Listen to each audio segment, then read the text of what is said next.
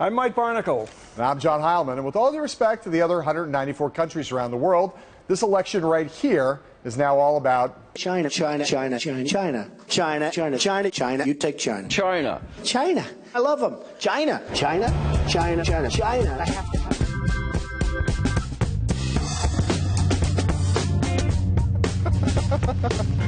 There's something about that video. Oh, yeah. Makes me laugh. About China. It's about China. There's no doubt about it. Happy Mike Barnicle is here all weekdays, sports fans. On the show tonight, the King and I, Obama gone wild, and Republicans say the darndest things. But first, American Gladiators. Our new Bloomberg Politics Des Moines Register Iowa poll is out, and it shows Hillary Clinton's once massive lead in the nation's first caucus state is collapsing. She has lost a third of her support since May, down from 57% to 37%, and that's the first time that she has been under 50 in one of our Iowa polls this year. At the same time, Bernie Sanders is on the rise. He's now within the margin of error. So, Mike, I ask you, how much Hawkeye State trouble is Hillary in, and why? I would think not as much as you think she's in. First of all, I don't think the lead is collapsing so much as it is dwindling. I think it's probably like the third week in spring training. Yeah. I think if you're living in Iowa, you're thinking about sweet corn at this time of year. And there's all that going on. Right. Yeah, she's a very strong candidate. Yeah, well, look, it is not good, though, right? Losing No. 30% of your support since May. That's not good. Sanders on the rise. The thing that's more worrying for her, I think, is the fact that he is putting together this coalition that looks like the Obama coalition from 2008. It's college kids, first-time caucus goers, liberals, some independents. That is the composition in that state of the people that got Barack Obama past her the last time they met there. If I were running Hillary Clinton's campaign, which thankfully for her I'm not. For all of us. Yeah, exactly. Yeah. I would be less worried about that than I would be about the fact that every time she comes into a hall, a room, on a stage, wherever, she comes with this huge piece of luggage called the past. Yes. Clinton's past. Elections are about the future. Yeah. The email stuff just resurrects a past that people are somewhat uncomfortable with. That's what I would be worried about. Well, and look, it is tapping into, and we're going to talk about the Republican numbers in a second, there is a bipartisan desire for not the establishment. They want fresh faces. They want something different. Yeah. They want something that feels real and authentic, and she doesn't qualify on any of those scores right now. Yeah, I don't blame people for thinking like that. I mean, look what people have endured in terms of politicians over the past 10, 15 years, with the possible exception of one young man who ran in Iowa 8 years ago, nearly 8 years ago, and his name was Barack Obama, and that's how he rung the bell. All right, move along here. On the Republican side of that new Iowa poll, Donald Trump leads the field. Quelle surprise. But there's an even bigger headline here. In Trump vernacular, it's huge. Ben Carson, another anti-establishment candidate, surged to join Trump at the head of the pack, while Jeb Bush and Scott Walker lag. In the past 3 months, Trump has shot up from 4% to 23% today, but so has Carson. He's not far behind, increasing to 18%. So, John, what's the deal with Ben Carson's surge? Please explain. You're an expert. I'm an expert on Ben Carson. I am not an expert on Ben Carson, but I will say this.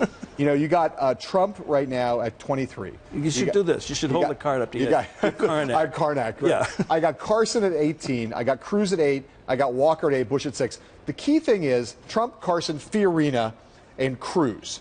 4 anti-establishment candidates, all of them. Total over 50% of that vote in Iowa. That is a huge story. The top 4 establishment candidates, Walker, Rubio, Bush, Kasich, they're about 20, some of them were in the mid-20s. Again, yearning for something new, something different, not standard politics, not establishment. Could you give me those names and those numbers again? Add them up. What are they? Which ones? No. The 4 names and what they add up to. The 4 anti-establishment ones? Yeah. Trump, Carson, Cruz, Fiorina, up to about 53%. 53%. 54, something like that. So that means that if I lived in Iowa, I would want to know where each of those members of that 53% were. I would want to live as far away from them as possible. Because there is something seriously wrong with the Republican Party if those people are combined have a majority of the voters. Well, I'll tell you another thing that's going on with Ben Carson, at least. Again, we looked at this in the poll. He's a nice man. He is a nice man. He is a brilliant, talented neurosurgeon. Yes. He obviously does not have standard qualifications for office. But I will say this. The thing that he is leading Trump in among the votes of evangelical voters. And we all know evangelical voters are a huge chunk of the Iowa electorate. He is the guy right now that stands the best chance of being the evangelical candidate, and he has a huge following in that community. There's no doubt about that.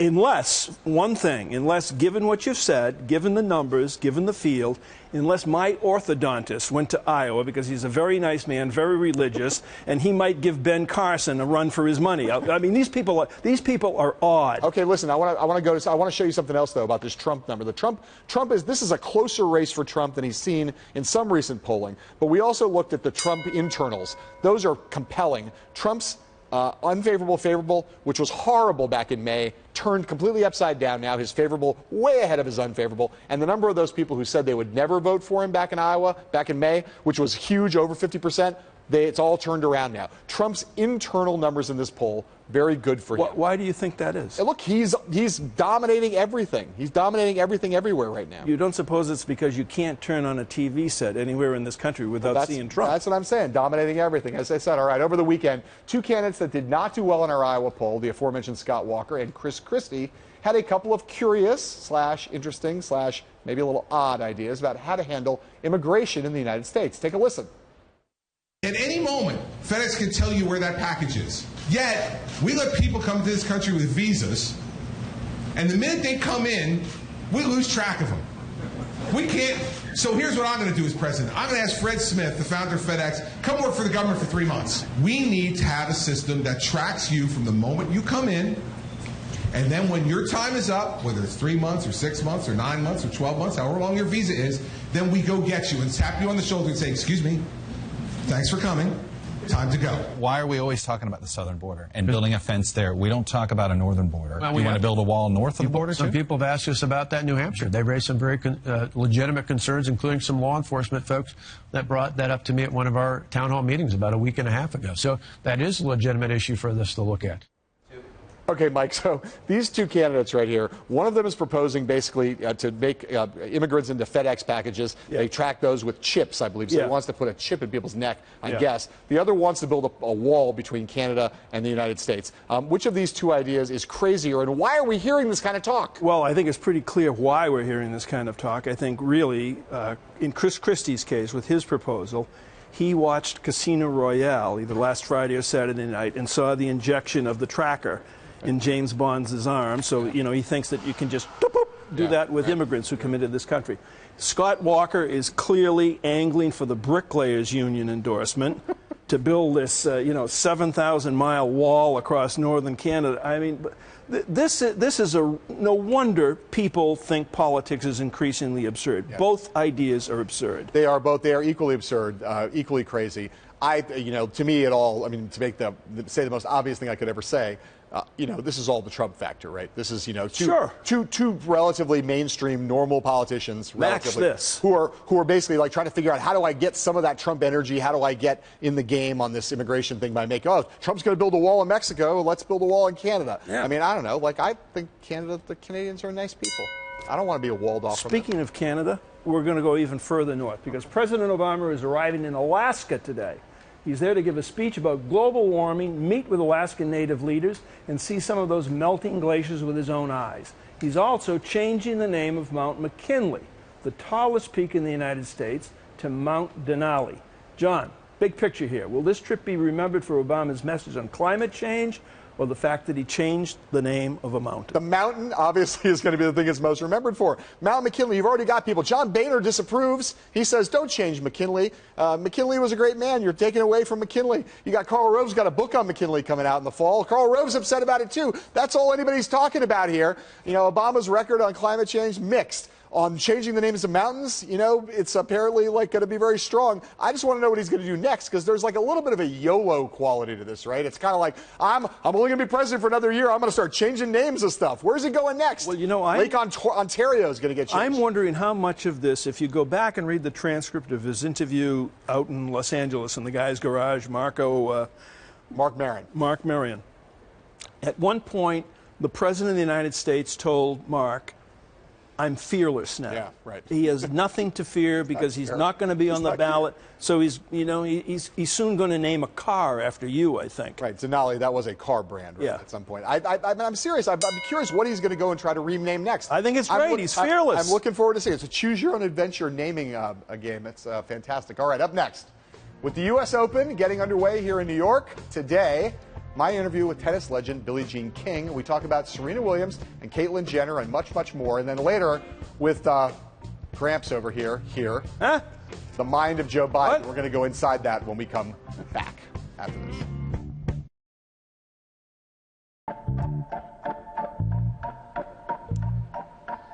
The U.S. Open kicks off today as Serena Williams goes for that coveted Grand Slam. I recently sat down with another tennis legend and multiple Grand Slammer, Billie Jean King, at a World Team Tennis match with the Washington Castles down in D.C. We began by talking about what she thought was the state of women's tennis today. I would say it's in fantastic shape. We're in more countries than ever. We're, playing for over $130 million worldwide, and when we 9 of us signed a $1 contract in 1970. Believe me, they're living our dream. Our dream was that any girl born in the world would have a place to compete, be recognized, and make a living. Because in the old days, we used to make $14 a day, so we couldn't make a living. So it's happened. It's international. It's totally global. It's fantastic. You raised an interesting question. I didn't ask you about men's tennis, but it is the case that women's tennis players get paid less overall, than but men? not in the major championships. Really? It's in the major championships, we get the same. In 2007, we fought from 1968 when it was the first time we ever got a check. If you hear the word open era, that means 1968. Right. So we all have fought behind the scenes. Venus Williams, who's actually on the Castles team, was the current leader to make that happen. And we got equal prize money at the major since 2007. The U.S. Open was the first one to do equal prize money in 1973. So do you think we have now equity? Absolutely not. Okay, where's the equity absent? There's still more opportunity for men. It's easier to get sponsorship. It's easier for men's sports in general to get people to invest over a long period of time. I would say Major League Soccer is one of those examples. And clearly endorsement dollars still much bigger for the men. Correct. Right.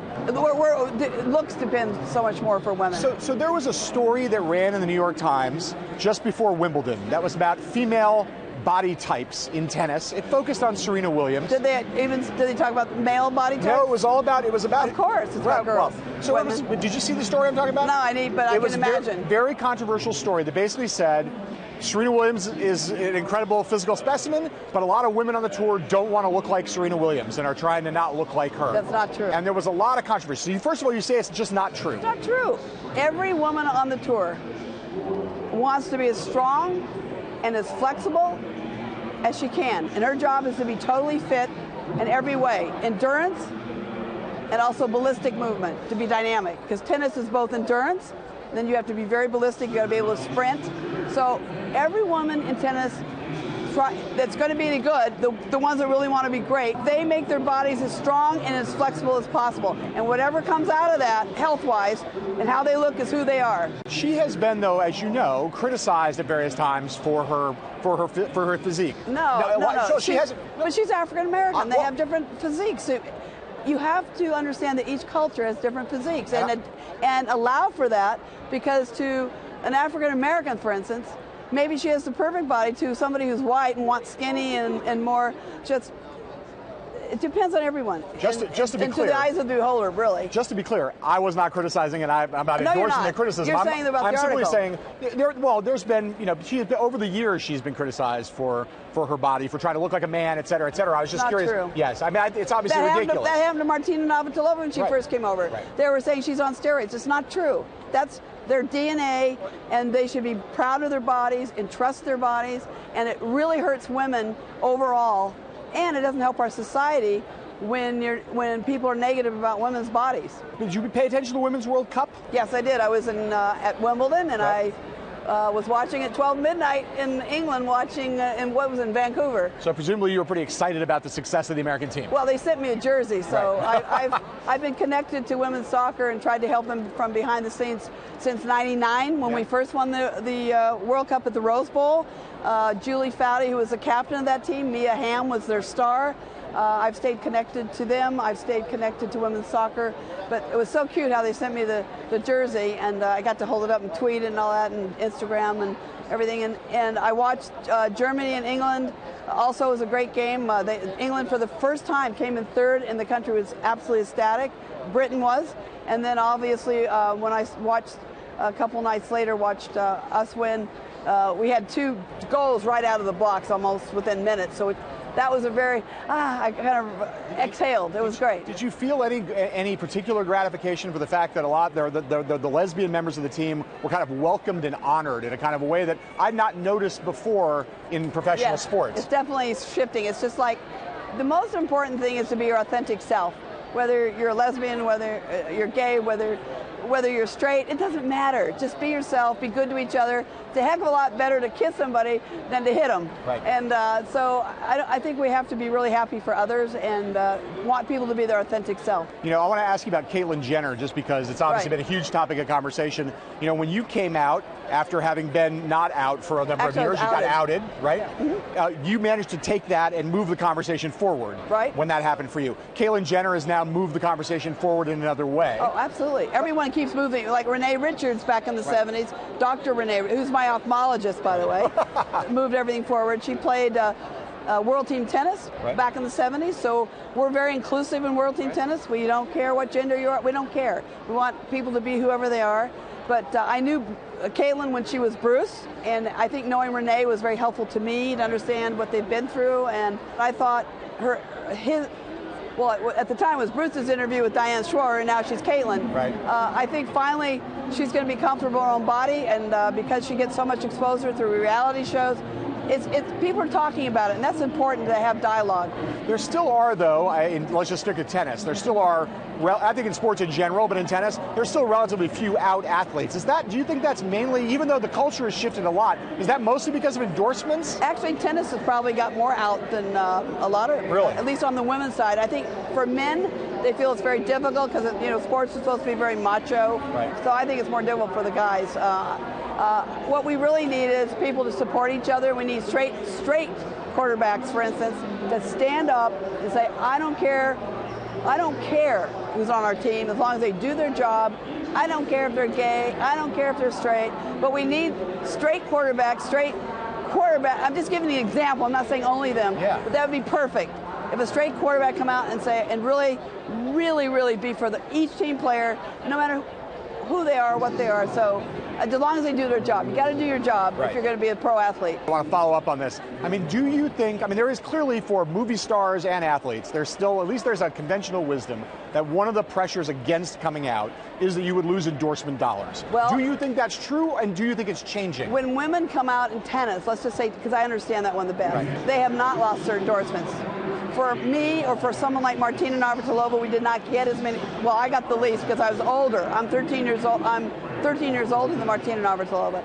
But she was able to continue to play when the prize money kept going up, which is really helpful to her. Because no matter what, at least when you play and compete, you can make money. But she did not get as many endorsements as some of the other straight players. All right, last question. A couple years ago, there were news reports that your match with Bobby Riggs was fixed. No. How frustrating is that for you to, first of all, not true, right? It's not true. No. I knew Bobby Riggs really well. Yeah.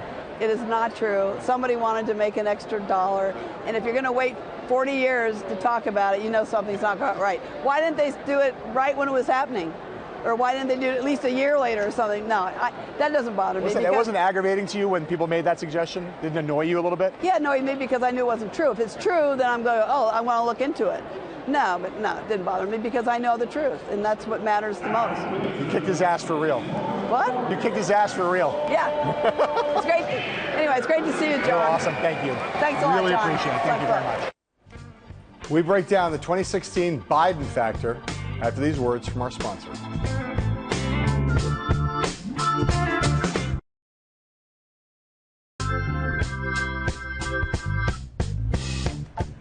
All right, let's talk Biden.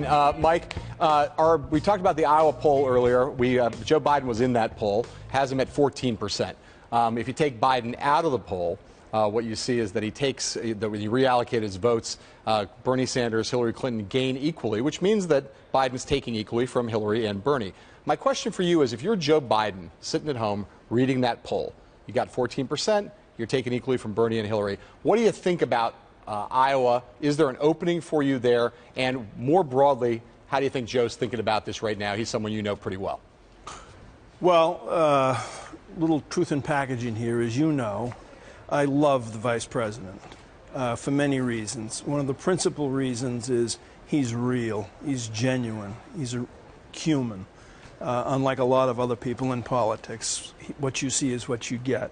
To your question, if he's looking at those poll numbers, which I assume he must be, if he's thinking about his future in terms of electoral politics over the next year or so, which he might be, here's his problem.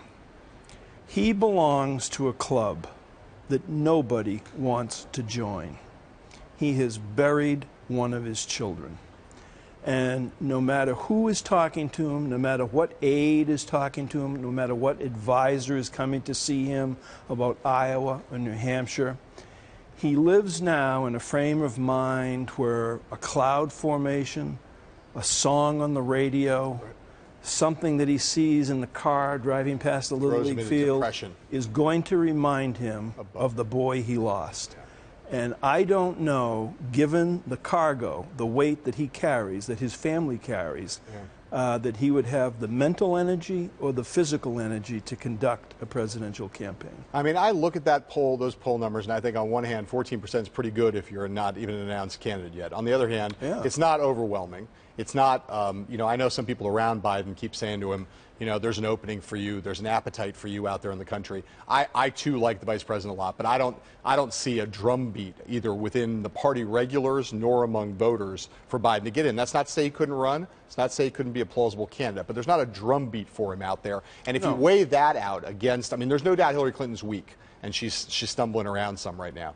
But there's no drumbeat, and then you also have this thing about the emotional fuel, whether it's there in the tank, and the doubts about that. Seems to me he's more likely not to run than run. John, you have far more expertise in this area than I do, but if Hillary Clinton lost both Iowa and New Hampshire to Bernie Sanders, then there's the opening for the vice president. Right. Well, if that happens, there'll be a clamoring in the party for new entrants, and he might very well be one of them. All right. When we come back, more of Donald Trump and China. Let's say China. China, China, China, China, China, China, China, China, China, China.